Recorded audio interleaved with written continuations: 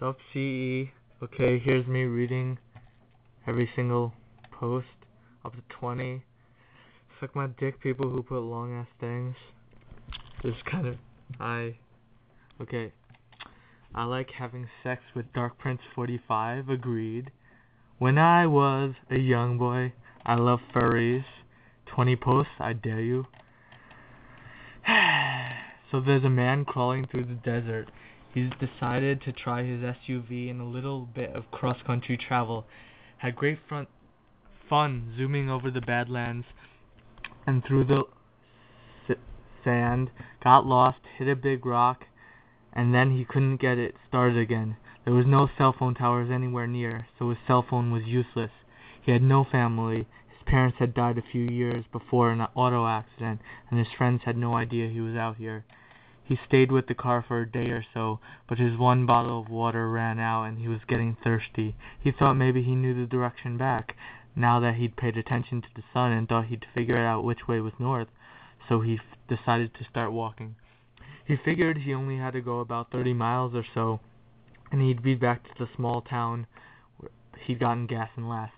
He thinks about walking at night to avoid the heat and sun, but based upon how dark it actually was the night before, and given that he has no flashlight, he's afraid that he'll break a leg or step on a rattlesnake. So he puts on some sunblock, puts the rest in his pocket for reapplication later, brings an umbrella he had in the back of the SUV with him to give him a little shade, pours the windshield wiper fluid into his water bottle in case he gets that desperate, brings his pocket knife in case he finds a cactus that looks like it might have water in it, and heads out in the direction he thinks is right. He walks for the entire day. By the end of the day, he's really thirsty. He's been sweating all day, and his lips are starting to crack. He's reapplied the sunblock twice and tried to stay under the umbrella, but he still feels sunburned. The windshield wiper fluid sloshing in the bottle in his pocket is really getting tempting now. He knows that it's mainly water and some ethanol and coloring, but he also knows that they add some kind of poison to it and to keep people from drinking it. He wonders what the poison is and whether the poison could be worse than dying of thirst. He pushes on, trying to get to that small town before dark. By the end of the day, he starts getting worried. He figures that he's been walking at least 3 miles an hour, according to his watch, for over 10 hours.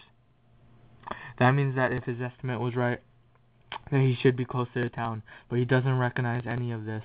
He had to cross a dry creek bed a mile or two back, and he doesn't remember coming through it in the SUV. He remembers that maybe he got his direction off just a little, and that the dry creek bed was just off to one side of his path. He tells himself that he's close, and that after dark he'll start seeing the town lights over one of these hills, and that'll be all he needs.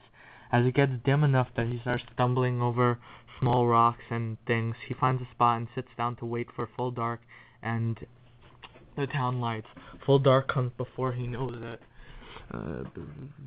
He must have dozed off. He stands back up and turns all the way around. He sees nothing but stars. He wakes up the next morning feeling absolutely lousy. His eyes are gummy and his mouth and nose feel like they're full of sand.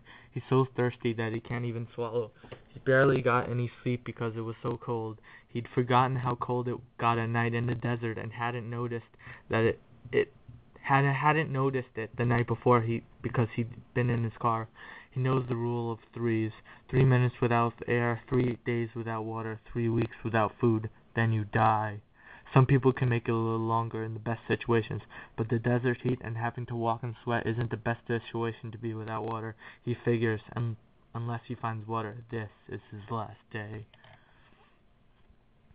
I really like furries.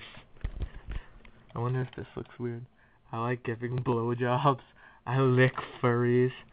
Are you gonna read that aloud? Apparently. Getting on the 5-minute mark. Don't think I'll be able to upload this on YouTube. Can we just take that one?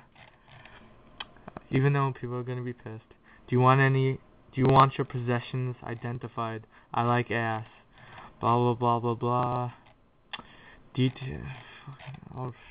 Details behind Batista's return. WWE starts to tries to start false rumors. WWF Superstar submitted by Daniel Pina on April 11, 2009, 4:13 p.m. Posted in news previous blah blah blah blah.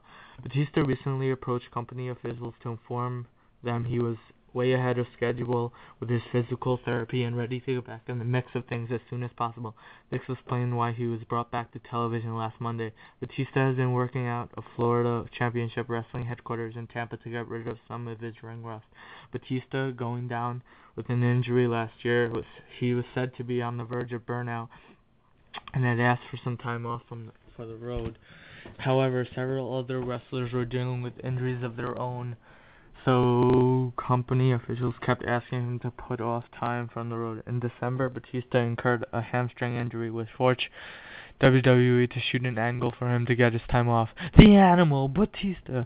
While the Raw superstar looked bigger in his return than he had in quite some time, he was noticeably limping, and at his age, returning to action before he is 100% ready could be a bad move in the long run. Some media workers in the WWE tried floating a story in the UK media during a WrestleMania week, saying Hornswoggle and former WWE diva Stacy Keibler were a couple. LOL. The story wasn't printed anywhere, but several different media outlets called around to see if the story was true.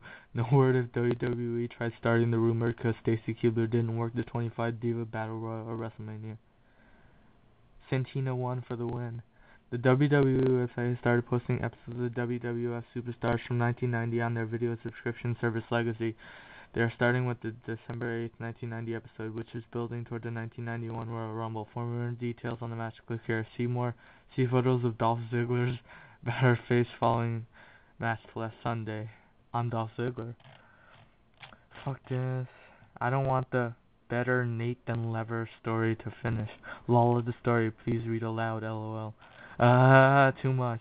LOL. And, okay, hi.